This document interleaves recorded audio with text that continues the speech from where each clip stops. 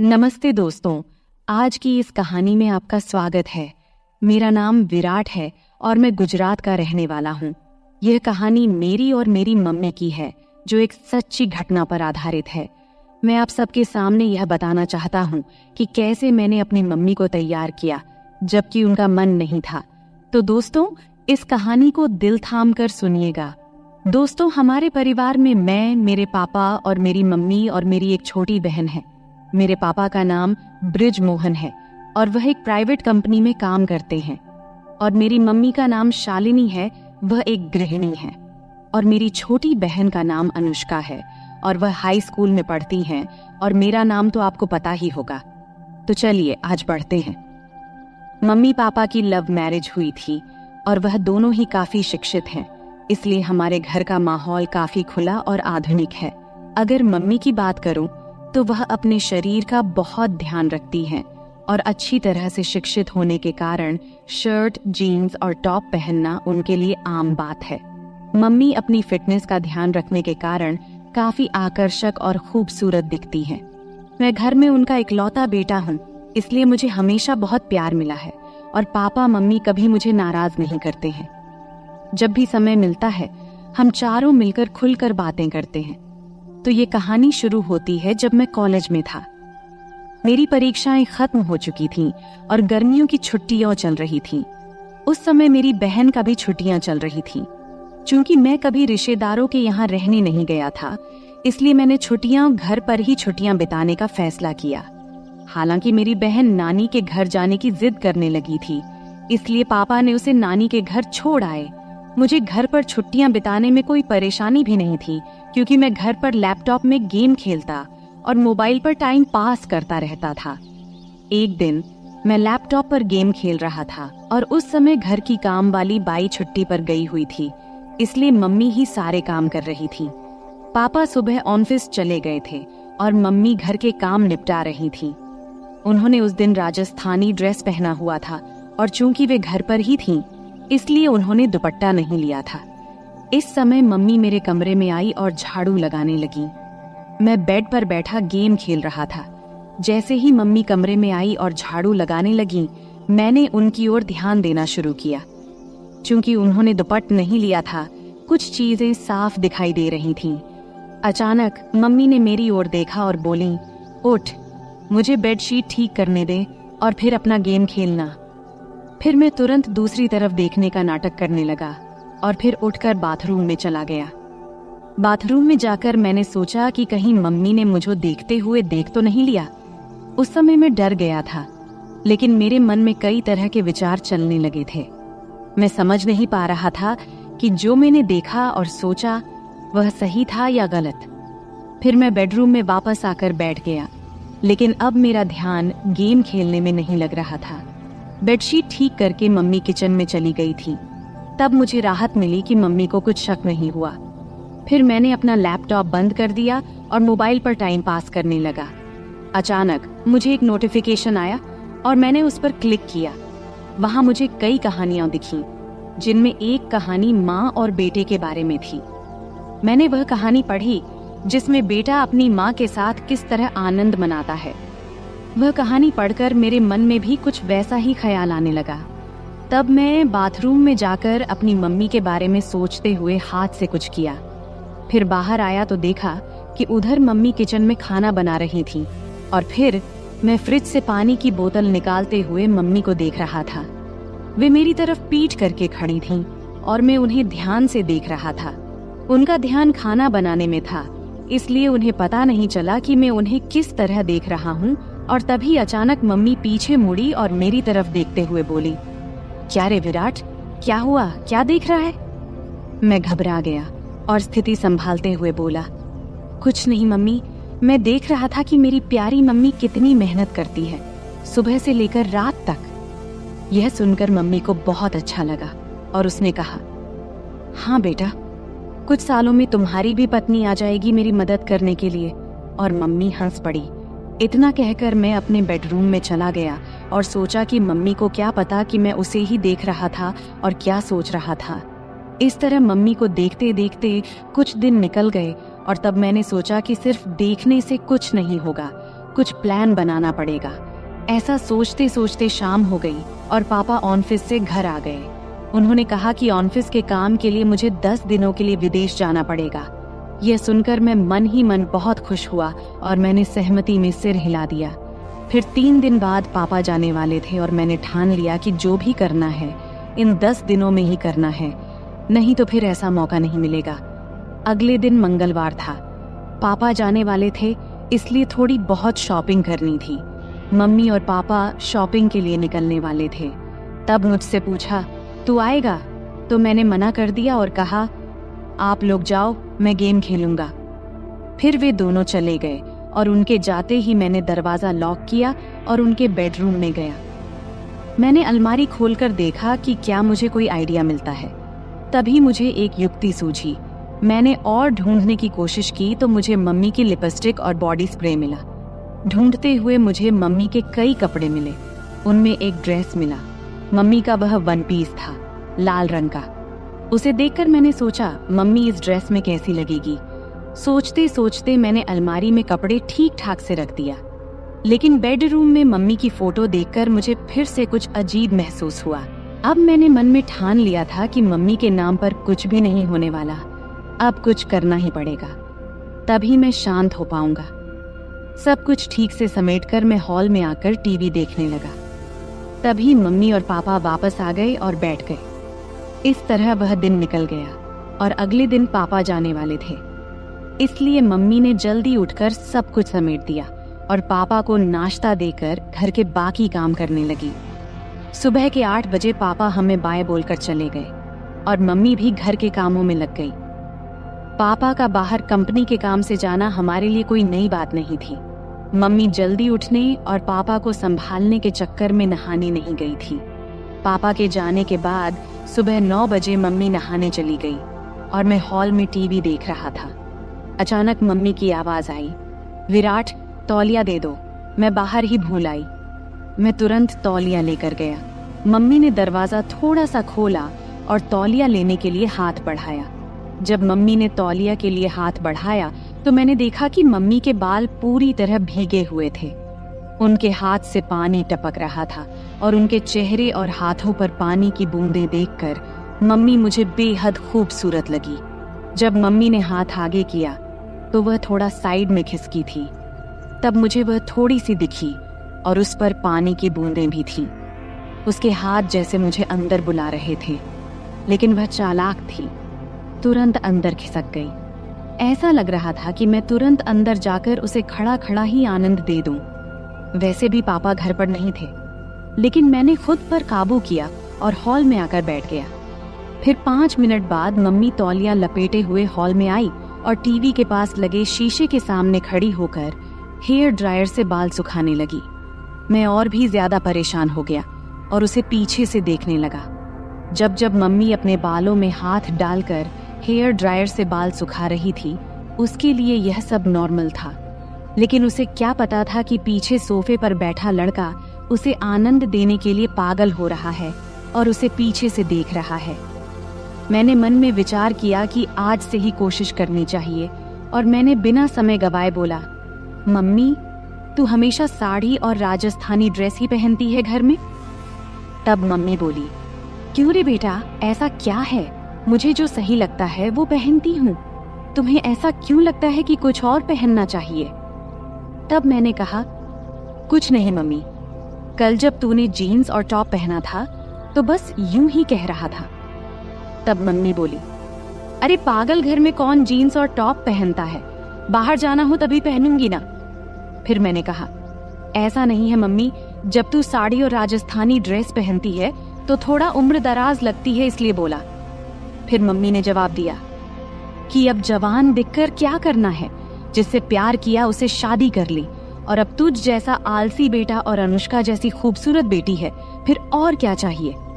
इतना कहकर मम्मी जोर से हंसी और बेडरूम में कपड़े पहनने चली गई। मैं भी हंस पड़ा और टीवी देखने लगा।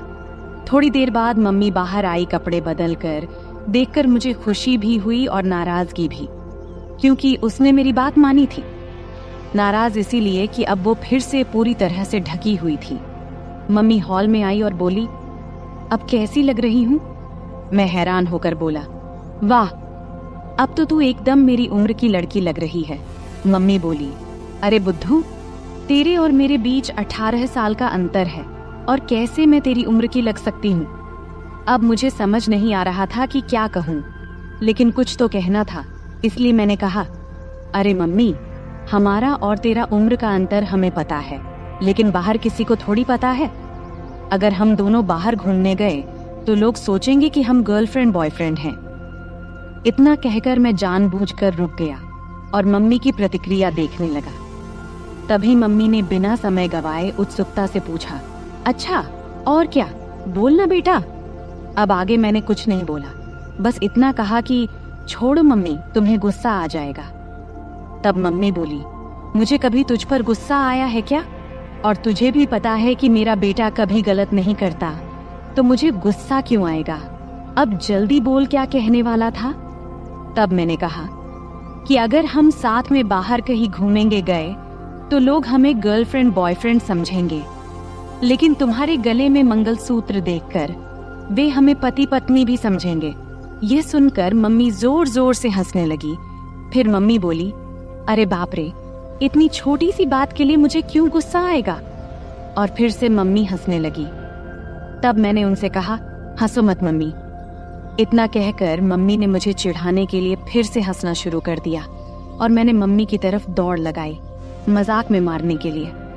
मम्मी तब भागकर किचन में चली गई और हंसती रही। फिर मैं हॉल में बैठकर सोचने लगा कि चलो, शुरुआत तो हो गई है, लेकिन अभी बहुत काम बाकी है और वो भी उतना ही मुश्किल।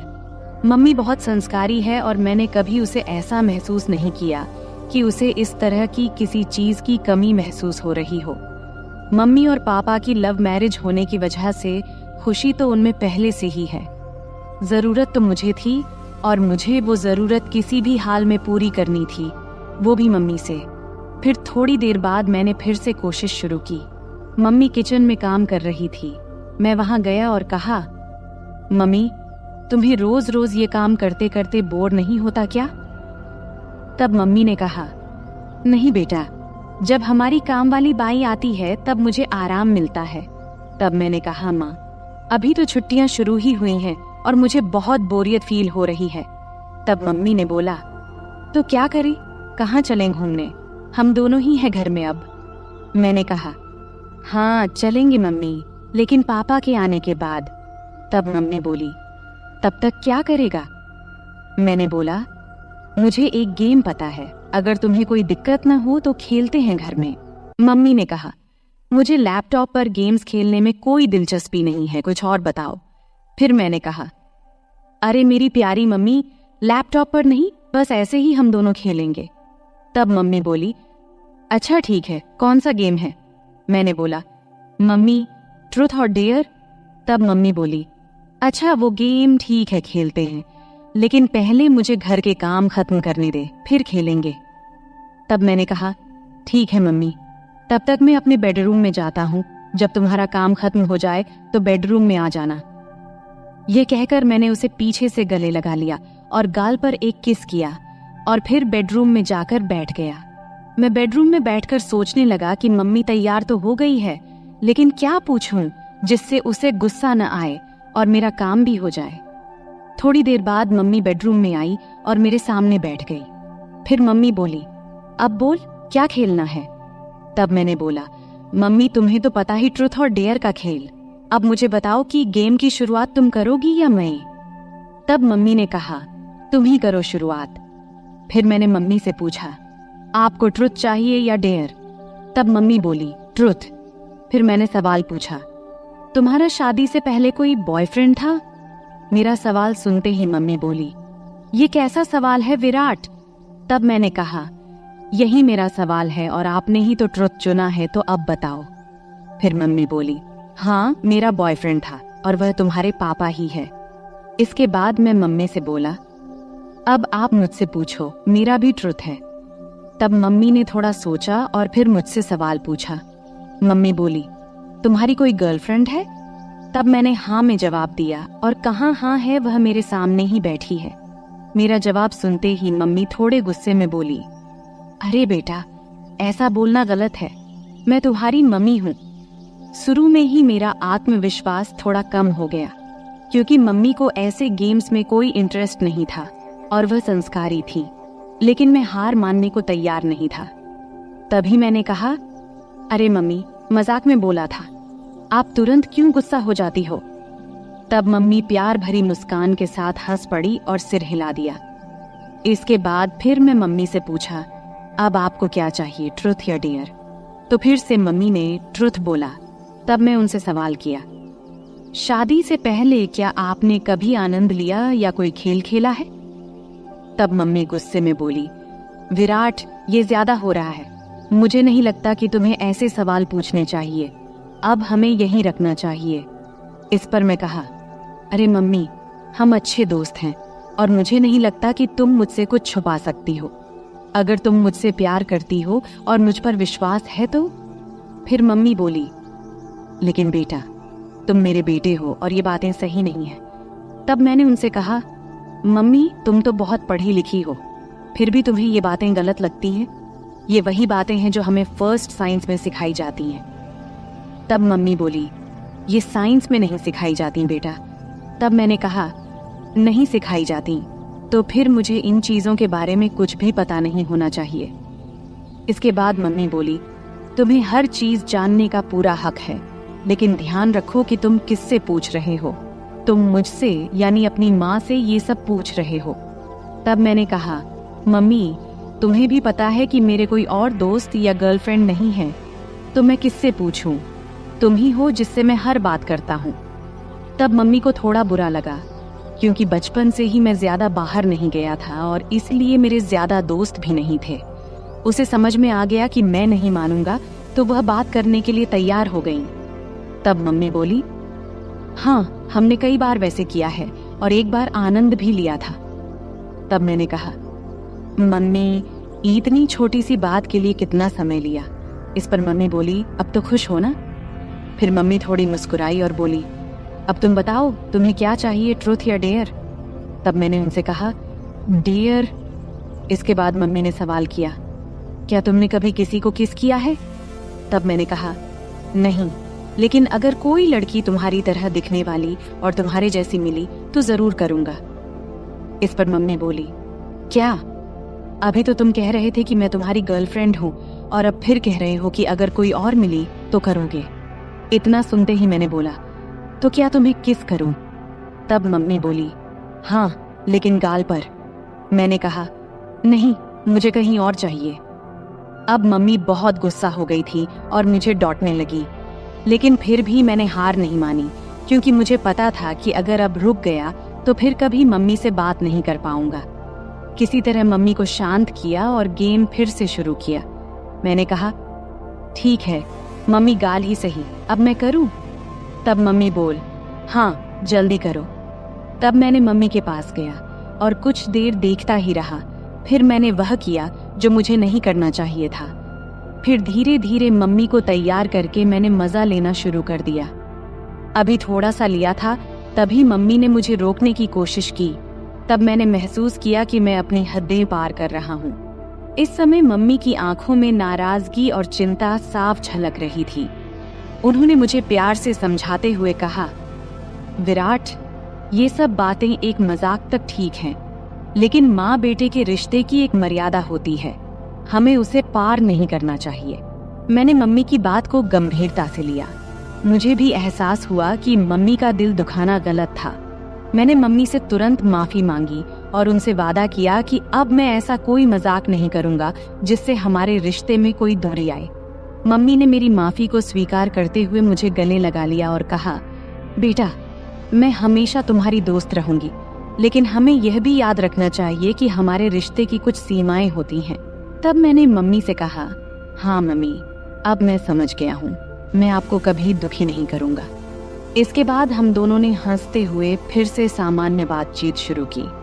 अब मम्मी ने मुझे मेरे दोस्तों के साथ अधिक समय बिताने की सलाह दी और कहा कि जीवन में रिश्तों की मर्यादा और सम्मान बनाए रखना बेहद जरूरी है। इस बातचीत ने मुझे यह सिखाया कि मजाक की भी एक सीमा होती है और रिश्तों में आपसी समझ और सम्मान होना चाहिए। अंत में हम दोनों ने एक दूसरे के साथ हंसते हुए खेल खत्म किया और यह वादा किया कि हमारे बीच दोस्ती और प्यार हमेशा बना रहेगा, लेकिन रिश्तों की मर्यादा को भी कभी नहीं भूलेंगे। तो दोस्तों, यह थी हमारी आज की छोटी सी कहानी। आपको यह कहानी कैसी लगी कमेंट करके जरूर बताएं। अगर आपको यह कहानी पसंद आई हो तो इसे लाइक करें और अपने दोस्तों के साथ शेयर करें। आगे भी ऐसी ही रोमांचक कहानियों के लिए हमारे चैनल को सब्सक्राइब करें और बेल आइकन दबाना न भूलें ताकि आप हमारी कोई भी कहानी मिस न करें। धन्यवाद। यह कहानी काल्पनिक है, इसे किसी गलत उद्देश्य से न लिया जाए। अरे, मैं तुमसे कुछ पूछ रही हूँ बेटा, तुम्हारा ध्यान कहाँ है? नीचे बैठकर सब्जी काटते हुए माँ बोली। तब मेरा ध्यान कहीं और था। फिर झट से ध्यान भटकाते हुए बोला, क्या कह रही थी माँ? तब दोबारा से माँ ने कहा, मैं ये कह रही थी कि आजकल तुम्हारा काम बहुत बढ़ गया है, ऐसा लगता है। मैंने जवाब देते हुए कहा, हाँ माँ, काम तो बहुत बढ़ गया है, अब तो समय ही नहीं मिलता, इसलिए अभी मैं ग्राहकों की डिमांड पूरी करने में लगा हूँ। बस थोड़े दिन आप इंतजार कर लो, सब खत्म होते ही जल्द ही मैं आपको फ्री मिलूंगा। नमस्ते दोस्तों, आज की इस कहानी में आपका स्वागत है। मेरा नाम अभय है और आज मैं आपको अपनी और अपने माँ की कहानी सुनाने वाला हूँ। मेरे माता पिता का तलाक उनकी शादी के 5वें साल में ही हो गया था। उस समय मेरी उम्र सिर्फ 4 साल थी और मेरी माँ 24 साल की थी। तब मेरे नाना ने मेरी माँ से उनकी दूसरी शादी के लिए कहा, लेकिन तब माँ ने साफ साफ शादी से मना कर दिया था। तब कोर्ट के फैसले के अनुसार पापा हर महीने 40,000 रुपए और रहने के लिए एक घर दिए थे, जिससे हमारी सारी जरूरतें पूरी हो जाती थीं। तब हम एक सोसाइटी में एक बेडरूम और एक किचन के फ्लैट में रहते थे।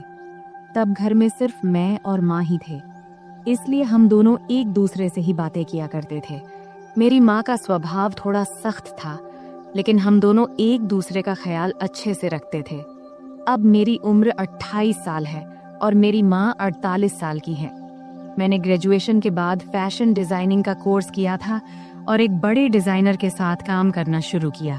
वहां से बहुत कुछ सीखने के बाद मैंने अपना खुद का सिलाई की दुकान खोला, जो धीरे धीरे अच्छा चलने लगा। अब मेरे पास बस टेलर काम करते हैं। एक दिन सुबह माँ सब्जी काट रही थी, तब उन्होंने मुझसे पूछा, अभय, तुम किस तरह के कपड़े बनाते हो? मैंने कहा, लेडीज के सभी तरह के कपड़े। क्यों माँ, क्यों पूछ रही हो? उन्होंने कहा, ऐसे ही रे। फिर माँ ने पूछा, साड़ियाँ, ब्लाउज, साया, घाघरा चोली, ये सब भी बनाते हो क्या? मैंने कहा, हाँ माँ, सब बनाते हैं। फिर माँ ने कहा, तब तो तुम्हारे सिलाई की दुकान में रोजाना बहुत सारे महिलाएं आती होंगी। इस पर मैंने कहा, हाँ माँ, बिजनेस किया है तो पुरुष, महिलाएं सब तो आएंगी ही ना। फिर आगे माँ ने पूछा, तो बेटा महिलाएं का नाप कौन लेता है? कोई आदमी रखा है क्या? तब मैंने कहा, हाँ माँ, सब मैनेज हो जाता है, आजकल सब चलता है, लेकिन तुम इतना क्यों पूछ रही हो? इस पर माँ ने कहा, मुझे भी कुछ ब्लाउज सिलवाने हैं, मेरी जो दोस्त थी उसने अब काम छोड़ दिया है। मैंने कहा, माँ, आप इतने देर से पहेलियाँ क्यों बुझा रही थी? अगर आपको ब्लाउज बनवाना है तो इसमें दिक्कत क्या है? तुम अपना पुराना ब्लाउज दे दो, मैं टेलर को दे दूंगा, वह बना देगा, फिर लाकर तुम्हें दे दूंगा। इतना सुनते ही माँ ने कहा, मेरा कोई भी ब्लाउज अब फिट नहीं होता है, नई नाप लेनी पड़ेगी। इस पर मैंने कहा, ठीक है माँ, मैं टेलर को बोल दूंगा, कल टेलर आकर तुम्हारी नाप ले लेगा। अब तो कोई दिक्कत नहीं है ना? तभी माँ बोली, बेटा मुझे ऐसा नहीं लगता कि मैं किसी अजनबी आदमी को अपना नाप लेने दूंगी। मैंने कहा, माँ, अगर आप नाप नहीं देंगी तो फिर ब्लाउज कैसे सिलाएगा? फिर थोड़ी देर सोचने के बाद माँ ने कहा, तू ही क्यों नहीं मेरा नाप ले लेता? यह सुनकर मैं हैरान होकर बोला, मैं? ये कैसे हो सकता है? माँ ने जवाब दिया, इसमें क्या है, मुझे तुझसे नाप लेने में कोई दिक्कत नहीं होगी। अब मैं थोड़ा असमंजस में पड़ी एज गया था, क्योंकि दूर से देखने और किसी को छूने में बहुत फर्क होता है। लेकिन तब यह हाथ आया, मौका छोड़ना भी मुझे सही नहीं लगा। उस दिन सोमवार का दिन था और उस दिन विश्वकर्मा पूजा था, तो सिलाई की दुकान बंद था। तब मैंने सोचा कि आज ही ये काम कर लेना चाहिए। फिर सुबह नाश्ता करके मैं सिलाई की दुकान से कुछ एल्बम और माप लेने का सामान लेकर आ गया। तब मैंने ऐसे एल्बम चुना था जिनमें डिजाइन वाले ब्लाउज दिखाए गए थे। इनमें से कुछ बहुत ही छोटे और बैकलेस थे। फिर मन ही मन मैंने तय किया कि आज ये काम अच्छे से पूरा करना है। 12 बजे जब मैं घर पहुंचा तब माँ रसोई में थी। उन्होंने मुझसे कहा, बेटा आ गया तू, सामान ले आया? तब मैंने कहा, हाँ सब ले आया हूँ, अब तुम जल्दी से अपना काम खत्म कर लो। फिर थोड़ी देर बाद माँ मेरे पास आकर बैठ गई और एल्बम देखने लगी। तब वह हल्की पीली साड़ी पहनी थी और उनकी साड़ी का कपड़ा इतना पतला था कि शरीर की रूपरेखा दिख रही थी। तब मैं माँ को देखते देखते खो गया। तभी उन्होंने तेज आवाज में कहा, अभय सुन रहा है तू? तब मैं चौंक कर बोला, हाँ क्या हुआ माँ? तब माँ ने एल्बम दिखाते हुए कहा, इतने छोटे ब्लाउज कैसे पहन सकती हूँ मैं, मुझे ये डिजाइन पसंद नहीं है। तब मैंने समझाया, अरे ये सब तो बस डिजाइन दिखाने के लिए है, तू वैसे ही सिलवा लेना जैसा तुझे पसंद हो। फिर थोड़ी बहस के बाद माँ मान गई और बोली, ठीक है चल अंदर माप ले ले। तब हम बेडरूम में गए। फिर मैंने माप लेने के लिए टेप निकाला। तब माँ खड़ी हो गई और बोली, सही से माप लेना ताकि बाद में दिक्कत कोई ना हो। तब मैं अपनी माँ का नाप लेने के लिए तैयार था। अपने मन पर और खुद पर पत्थर रखकर मैंने यह काम शुरू किया। तब मैं पूरी कोशिश कर रहा था कि यह काम एक प्रोफेशनल टेलर की तरह करूं, लेकिन इस दौरान मेरे दिल की धड़कन तेज हो गई। तभी माँ ने और करीब आकर मुझसे कहा, चल जल्दी कर, मुझे और काम भी करना है। फिर मैंने माप लेना शुरू किया और पहले मैंने माँ के बाजू, कंधे और कमर का नाप लिया। फिर थोड़ा रुककर मैंने माँ से पूछा, माँ ब्लाउज के नीचे की पट्टी इतनी छोटी क्यों होती है, इससे परेशानी नहीं होती क्या? मैंने सुना है कि कई महिलाओं को वहाँ के कपड़े काटने से दिक्कत होती है, क्या तुम्हें कभी ऐसा हुआ है? इस पर माँ ने सिर झुका लिया और कहा, मुझे तो अभी तक कोई दिक्कत नहीं हुई। फिर मैंने कहा, मुझे लगता है कि तुम्हें थोड़े बड़े डिजाइन के ब्लाउज सिलवा लेने चाहिए। इस पर माँ ने हामी भरी और मैं फिर नाप लेने लगा। मैंने गले का नाप लेना शुरू किया। टेप को माँ की गर्दन के चारों ओर रखा। तब मैंने यह ध्यान रखा कि मेरी उंगलियां उनकी त्वचा को न छुएं और उनसे 1 इंच की दूरी पर रहें। फिर आगे मैंने पूछा, गला इतना रखना है या थोड़ा कम ज्यादा करूं? क्योंकि मेरी माँ का गला थोड़ा बड़ा था और वहाँ थोड़ी सी गहराई दिखाई दे रही थी, इसीलिए मैंने थोड़ा झिझकते हुए कहा, माँ तुम्हें क्या ठीक लगेगा? माँ ने मुस्कुराते हुए कहा, बेटा तुम तो अब इस काम में माहिर हो गए हो। मैंने जवाब दिया, माँ तुम जैसा कहोगी मैं वही करूँगा। फिर माँ ने फिर कहा, टेप को इतना दूर क्यों रखा है, इसे सही जगह पर रखो तभी नाप सही आएगा। ये कहते हुए माँ ने टेप को अपने हाथ से सही जगह पर लगा दिया। इस दौरान मेरे हाथ पहली बार माँ की गर्दन को छू गए। तब मुझे ऐसा लगा जैसे मुझे जोर का झटका लगा हो, लेकिन मैंने खुद पर काबू रखा और उस पल का पूरा आनंद लिया। तभी माँ ने कहा, ये पुराने ब्लाउज अब टाइट हो गए हैं, अब मैं थोड़ा ऊंचे और गहरे गले के ब्लाउज सिलवाने की सोच रही हूँ। तुम्हें क्या लगता है? अभय तुम तो इतनी महिलाओं के कपड़े सिलते हो, बताओ मेरे शरीर के हिसाब से क्या और कैसे अच्छा लगेगा। तब मैंने सोचा कि अगर मैंने अब आगे कदम नहीं बढ़ाया तो मैं अपने आप तक ही सीमित रह जाऊंगा।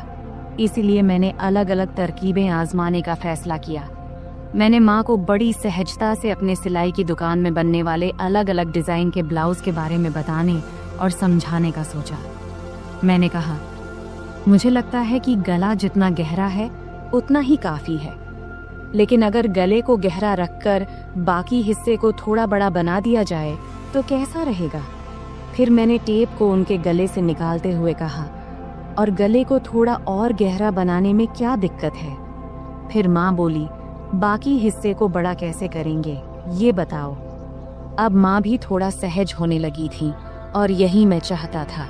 मैंने कहा, 1 मिनट रुकिए, मैं आपको समझाता हूँ, लेकिन उससे पहले आखिरी माप ले लेने दीजिए। फिर मैंने कहा, आप दोनों हाथ को थोड़े ऊपर उठाओ। अब मैं उसके पीछे जाने वाला था।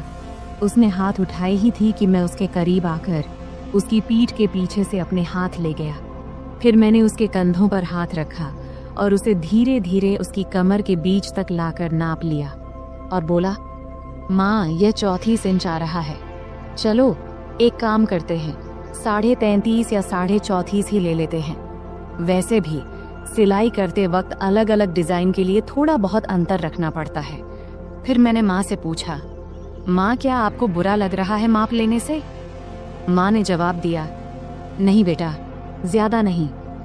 फिर मैं थोड़ा झिझकते हुए उसकी साड़ी के 34 इंच का माप लेते हुए बोला, माँ अब बता, तेरा माप तो लगभग सब सही है।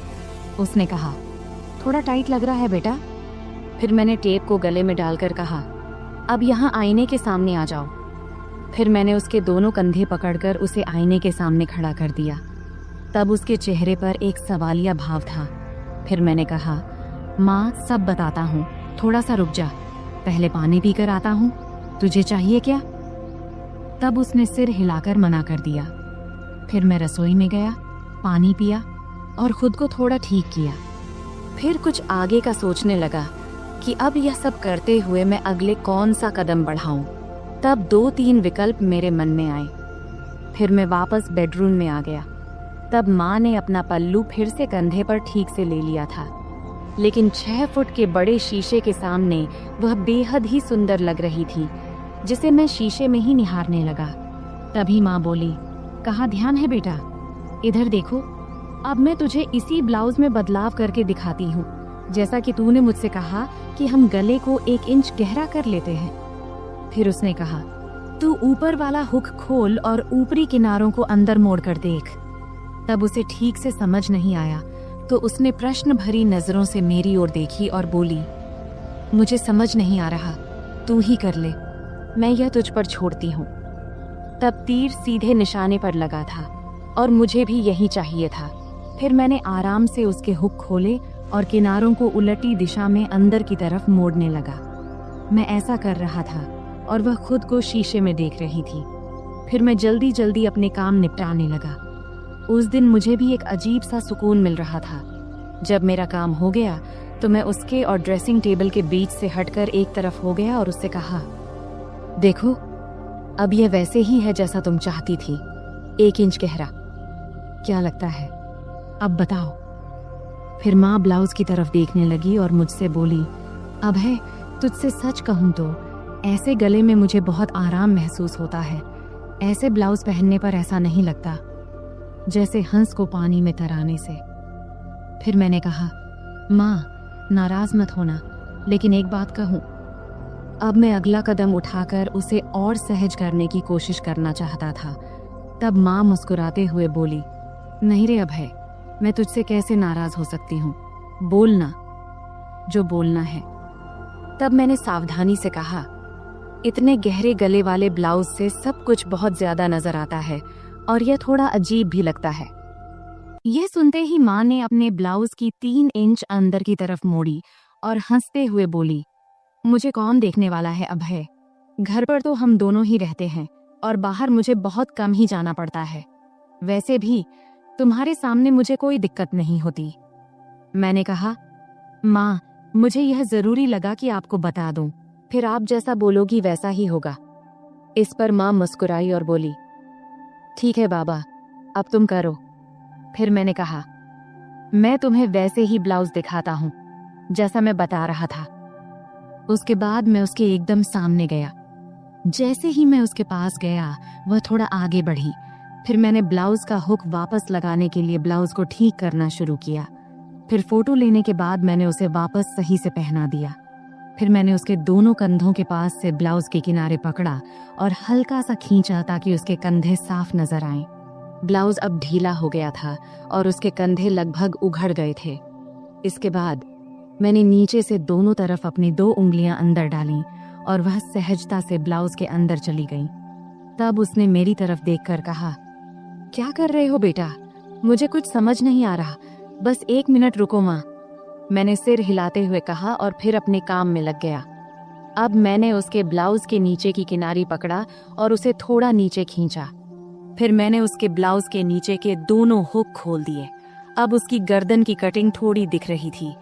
अब सारा काम खत्म करने के बाद मैं थोड़ा पीछे हटकर उसे एक बार देखा और फिर किनारे हो गया। अब उसका गला बड़ा हो गया था, लेकिन ज्यादा गहरा नहीं था। तब मैंने नोटिस किया कि उसकी चेहरे पर संतोष नहीं दिख रहा था। शायद उसे और गहरे गले वाला चाहिए था। इसलिए मैंने पूछा, क्या हुआ माँ, ऐसा ठीक नहीं लग रहा क्या? तब माँ ने हाथ रखते हुए शरारती अंदाज में हंसते हुए बोली, नहीं रे, मुझे गहरा गला अच्छा लगता है, नहीं तो ऐसा लगता है जैसे किसी ने कसकर बांध दिया हो। तब उसकी बात सुनकर मुझे ऐसा लगा जैसे मुझे 440 वोल्ट का झटका लगा हो। फिर आगे वह बोली, अरे ये कई बार सिर्फ दूरी की वजह से होता है। एक काम करो, क्या तुम सिर्फ ब्लाउज में ही माप ले सकते हो? वैसे भी मुझे ऐसा एक ब्लाउज चाहिए जिसमें नीचे कुछ पहनने की जरूरत ना हो।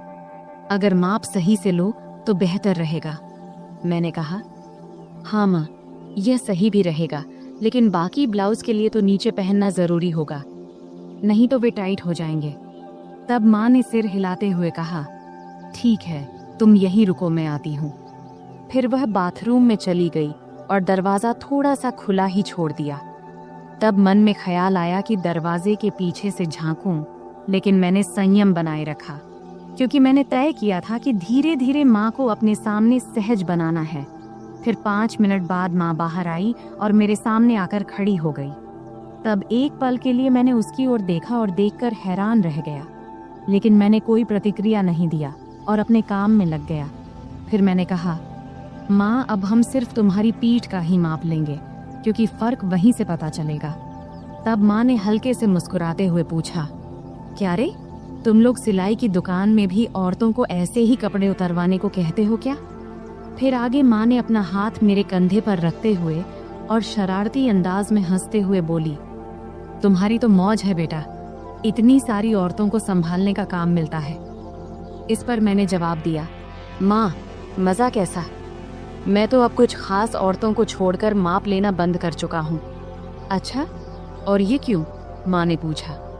इस पर मैंने जवाब दिया, माँ, कुछ औरतें जो बड़े घरों की होती हैं या जो हमारी शुरुआती कस्टमर थीं, वे मेरे कारीगरों को माप नहीं लेने देती, इसलिए मुझे खुद ही लेना पड़ता है, तुझे लेना पड़ता है। यह कहती हुई माँ पलंग पर बिना आंचल के बैठ गई और फिर बोली, बेटा, तुम्हारी तो मन मोह लेती होगी इन औरतों ने। मैंने मुस्कुराते हुए कहा, नहीं माँ, मैं तो बिल्कुल प्रोफेशनल तरीके से काम करता हूँ। फिर माँ ने शरारती मुस्कान के साथ पूछा, लेकिन फिर भी तुम्हें उनका स्पर्श तो होता होगा ना, है कि नहीं? सच बता। इस पर मैं थोड़ा शर्माते हुए बोला, हाँ, होता है, लेकिन वे कुछ नहीं कहती, क्योंकि उन्हें मेरे सामने सुरक्षित महसूस होता है। फिर माँ ने हंसते हुए कहा, मेरा बेटा कितना समझदार है। ये कहते हुए उसने मुझे गले लगा लिया। इतनी ठंडी रात में उसके गले लगाने से उसकी गर्माहट मुझे महसूस होने लगी।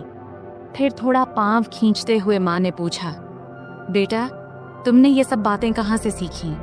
मैंने कहा, माँ, इन औरतों से ही। वे इतने अलग अलग शब्द बोलती हैं कि क्या बताऊं। फिर माँ ने मजाक करते हुए कहा, अच्छा बेटा, तुम मुझे भी कुछ बताओ। तब मैंने कहा, नहीं माँ, तुम हंसोगी और कहोगी कि ये सब मुझे कैसे पता। माँ बोली, नहीं बेटा, मैं समझती हूँ कि तुम अब बड़े हो गए हो, लेकिन मुझे यह भी समझना है कि तुम्हें क्या पता है और क्या नहीं। फिर मैंने हिम्मत जुटाकर माँ से कुछ बातें साझा किया। तब माँ ने आत्मविश्वास से कहा, अरे बाबा, तुम्हें तो सब पता है। फिर मैंने हंसते हुए कहा, चलो छोड़ो ये सब, अब तुम्हारा नया डिजाइन वाला ब्लाउज लेकर आता हूँ। फिर मैंने उठते हुए पूछा, हाथ लगाऊं तो चलेगा ना? तब माँ ने खुद को सभ्य दिखाने की कोशिश करते हुए कहा, अरे हाँ बेटा, मुझे तुम पर पूरा भरोसा है। और क्या तुमने इतना जल्दी सब कुछ फिट कर लिया? फिर माँ ने थोड़े जोर से हंसते हुए कहा, बेटा देख ले, कहीं कुछ और लगाना बाकी तो नहीं है। तब उसके इस मजाक से मैं शर्म से लाल हो गया। अब वह पल भी आ गया था जिसका इंतजार था। फिर मैंने माँ को ड्रेसिंग टेबल के सामने खड़ा किया और खुद उसके पास जाकर खड़ा हो गया। फिर मैंने अपने दोनों हाथ नीचे लाते हुए कहा, देखो ये कितनी नीचे तक जा रहा है, इसका कारण इसका माप है। यह कहते हुए मैंने अपने दोनों हाथ उसके ब्लाउज के किनारे पर रख दिया तब मेरी धड़कन एकदम से तेज हो गई थी और हाथ भी हल्के से कांप रहे थे। मेरी माँ अभी भी उतनी ही क्यूट लग रही थी, भले ही वह थोड़ी बड़ी हो गई थी। फिर माँ ने अपना हाथ मेरे हाथ पर रखते हुए हल्का सा हिलाते हुए कहा, अभय, सच कहूँ तो मुझे इसमें कोई दिक्कत नहीं है। मैं इसे ब्लाउज पहनने को तैयार हूँ, लेकिन मेरी एक ही शर्त है, गला जितना गहरा हो सके उतना चलेगा। तभी मैंने हाथ हटाते हुए पूछा, माँ एक बात बताओ, तुम्हें और बाकी औरतों को गहरा गला ही क्यों पसंद आता है? नॉर्मल गला भी तो अच्छा लगता है। इस पर माँ ने मुस्कुराते हुए बोली, अरे बेटा, मुझे तो ये घर में ही पहनने हैं। घर में तो कोई दिक्कत नहीं है, इससे थोड़ा आरामदायक लगता है और गर्मी भी नहीं लगती। फिर माँ बोली, बेटा तुम एक बात बताओ, अगर गला बहुत गहरा हुआ तो पट्टी दिखेगी क्या? मैंने जवाब दिया, हाँ जरूर दिखेगी, लेकिन अगर गर्मी लगती है तो आल घर में सिर्फ गाउन क्यों नहीं पहनती? खैर कुछ ना पहनोगी तब भी चलेगा, मैं तुम्हारे लिए एक सुंदर स्लीवलेस गाउन सिलवा देता हूँ। तब माँ ने अपना नाक सिकोड़ते हुए कहा, गाउन और वह भी स्लीवलेस? मुझे पसंद नहीं है। तब मैंने समझाते हुए कहा, अरे घर में तो कोई दिक्कत नहीं है, वैसे गर्मी में पेटीकोट भी नहीं पहनोगी तो और आरामदायक लगेगा। चलो एक काम करते हैं, एक ऐसा गाउन सिलवा कर देख लो, बस एक बार पहन कर देखना, अगर अच्छा लगे तो ठीक, वरना मत पहनना। तब माँ ने सोचा और कहा, ठीक है बाबा, एक बार ट्राई कर लेंगे, अब आगे क्या करना है? मैंने हल्की मुस्कान के साथ कहा, अब तो बस इसे फाइनल कर लेते हैं, और अगर गाउन अच्छा लगा तो तुम्हें और भी सिलवा दूंगा। फिर मैंने माँ को गाउन का सैंपल दिखाने के लिए अलमारी से एक गाउन निकाला और कहा, देखो ये स्लीवलेस है, लेकिन इसका मटेरियल बहुत कंफर्टेबल है, इसे पहन कर देख लो, अगर अच्छा लगे तो इस डिजाइन में कुछ और बना दूंगा। माँ थोड़ा हिचकिचाई, लेकिन फिर उसने कहा, ठीक है, इसे पहन कर देखती हूँ। वह गाउन लेकर बाथरूम में चली गई। तब मैं थोड़ा नर्वस था, लेकिन खुद को शांत रखने की कोशिश कर रहा था। कुछ देर बाद माँ बाहर आई। गाउन में वह बहुत प्यारी लग रही थी। आते उसने पूछा, कैसा लग रहा है बेटा? मैंने कहा, बहुत अच्छा लग रहा है, तुम पर यह डिजाइन बहुत सूट कर रहा है। फिर माँ ने आईने में खुद को देखा और हल्के से मुस्कुराई। फिर उसने कहा, हाँ ये तो सच में बहुत आरामदायक लग रहा है। फिर मैंने माँ से कहा, तो पक्का, अब मैं ऐसे 2-3 और डिजाइन तैयार कर दूंगा। माँ ने कहा, ठीक है, लेकिन ध्यान रखना कि मटेरियल हमेशा ऐसा ही होना चाहिए, और हाँ गला थोड़ा गहरा हो तो बेहतर होगा। फिर मैंने सहमति में सिर हिलाया। यह कहते हुए माँ फिर से सामान्य कपड़ों में वापस आ गई। फिर हमारी बातचीत यही खत्म हो गई। आखिरकार मैंने महसूस किया कि माँ के साथ ये बातचीत न केवल उनके आराम के लिए थी, बल्कि एक नए दृष्टिकोण को समझने की भी थी। यह एक ऐसा पल था जहां हम दोनों एक दूसरे की भावनाओं को बेहतर तरीके से समझ सके। तो दोस्तों, यह थी हमारी आज की छोटी सी कहानी। आपको यह कहानी कैसी लगी कमेंट करके जरूर बताएं, और अगर आपको यह कहानी पसंद आई हो तो इसे लाइक करें और अपने दोस्तों के साथ शेयर करें। आगे भी ऐसी ही रोमांचक कहानियों के लिए हमारे चैनल को सब्सक्राइब करें और बेल आइकन दबाना न भूलें, ताकि आप हमारी कोई भी कहानी मिस न करें। धन्यवाद।